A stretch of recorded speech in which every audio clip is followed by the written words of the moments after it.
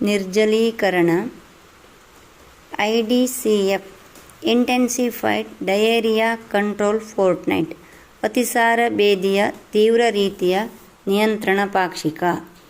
ಶಿಶುಗಳಿಗೆ ಅತಿಸಾರ ಬೇದಿಯಿಂದಾಗುವ ಮರಣವನ್ನು ನಿವಾರಿಸಲು ಹಮ್ಮಿಕೊಂಡಿರುವ ಪಾಕ್ಷಿಕ ಕಾರ್ಯಕ್ರಮ. ಅತಿಸಾರ ಬೇದಿ ಎಂದರೇನು? ಮಗು ಒಂದು ದಿನದಲ್ಲಿ 3 ಅಥವಾ ಅದಕ್ಕಿಂತ ಹೆಚ್ಚು ಬಾರಿ ನೀರಾಗಿ ಮಲವಿಸರ್ಜನೆ ಮಾಡಿದರೆ ಅದನ್ನು ಅತಿಸಾರ ಬೇದಿ ಅನ್ನುವರು.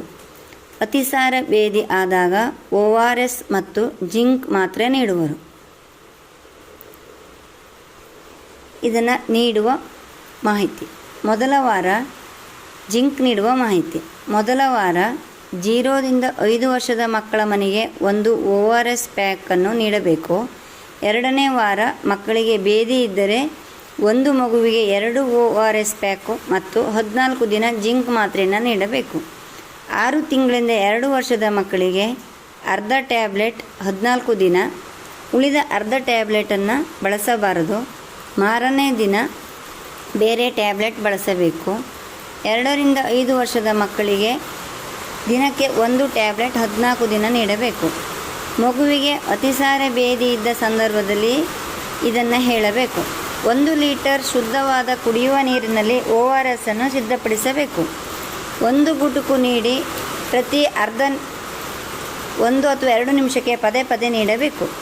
ಮಗು ವಾಂತಿ ಮಾಡಿದರೆ 10 ನಿಮಿಷಗಳ ಕಾಲ ಕಾಯ್ದು ತದನಂತರ ಆರಂಭಿಸಿ. ಈ ಹಿಂದೆ ನೀಡಿದ್ದಕ್ಕಿಂತ ನಿಧಾನವಾಗಿ ನೀಡಬೇಕು. ಹಾಲುಣಿಸುವ ಮಕ್ಕಳಿಗೆ ORS ಜೊತೆಗೆ ಎದೆ ಹಾಲನ್ನು ನೀಡಬೇಕು. 24 ಗಂಟೆ ಅವಧಿ ಮೀರಿದ ORS ದ್ರಾವಣವನ್ನು ಹೊರಚೆಲ್ಲಬೇಕು. ORS ಪ್ರತಿ ಮಲವಿಸರ್ಜನೆ ನಂತರ ಕೊಡಬೇಕಾದ ಪ್ರಮಾಣ 2 ತಿಂಗಳವರೆಗೆ ಪ್ರತಿ ಬೇದಿಯಾದ ನಂತರ 5 ಟೀ ಸ್ಪೂನ್. 2 ತಿಂಗಳಿಂದ 2 ವರ್ಷದ ಮಗುವಿಗೆ 1/4ರಿಂದ ಅರ್ಧ ಲೋಟ ಅಂದರೆ 50 ml ಇಂದ 100 ml ನೀಡಬೇಕು. 2 ವರ್ಷ ಅಥವಾ ಅದಕ್ಕಿಂತ ಹೆಚ್ಚು ಇರುವ ಮಗುವಿಗೆ 1ರಿಂದ 2 ಲೋಟ ಅಂದರೆ 100 ml ಇಂದ 200 ml ಪ್ರತಿ ಬೇದಿಯಾದ ನಂತರ ನೀಡಬೇಕು. ORS ಪ್ರತಿ ಮಲವಿಸರ್ಜನೆ ನಂತರ ಕೊಡಬೇಕು. ನಿರ್ಜಲೀಕರಣ ಎಂದರೇನು? ಅತಿಸಾರವಾದಾಗ ದೇಹದಿಂದ ನೀರಿನ ಅಂಶ ಮತ್ತು ಲವಣಾಂಶಗಳು ಹೆಚ್ಚಿನ ಪ್ರಮಾಣದಲ್ಲಿ ಹೊರಹೋಗುವುದಕ್ಕೆ ನಿರ್ಜಲೀಕರಣ ಎನ್ನುವರು. ಅತಿಸಾರದಿಂದ ಮಕ್ಕಳು ಮರಣ ಹೊಂದುವುದಿಲ್ಲ. ಅತಿಸಾರದಿಂದಾಗುವ ನಿರ್ಜಲೀಕರಣದಿಂದ ಸಾವನ್ನಪ್ಪುವರು. ಇದರ ಲಕ್ಷಣ ಮತ್ತು ಚಿಹ್ನೆಗಳು: ಬಾಯಿ, ನಾಲಿಗೆ ಒಣಗುವಿಕೆ, ವಿಪರೀತ ಬಾಯಾರಿಕೆ. ಶಿಶುವಿನ ನೆತ್ತಿಯು ಸ್ವಲ್ಪ ಕುಳಿ ಬಿದ್ದಿರುತ್ತದೆ. ಚರ್ಮದಲ್ಲಿ ಹಿಗ್ಗುವಿಕೆ, ಕುಗ್ಗುವಿಕೆ ಇರುವುದಿಲ್ಲ.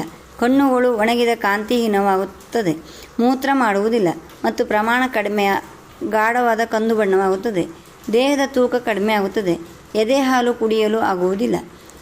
ತೀವ್ರ ನಿರ್ಜಲೀಕರಣದಲ್ಲಿ ಮೂರ್ಛೆ ಹೋಗುವರು ಮತ್ತು ಈ ಮೇಲಿನ ಎಲ್ಲ ಲಕ್ಷಣಗಳು ಇರುವುದು.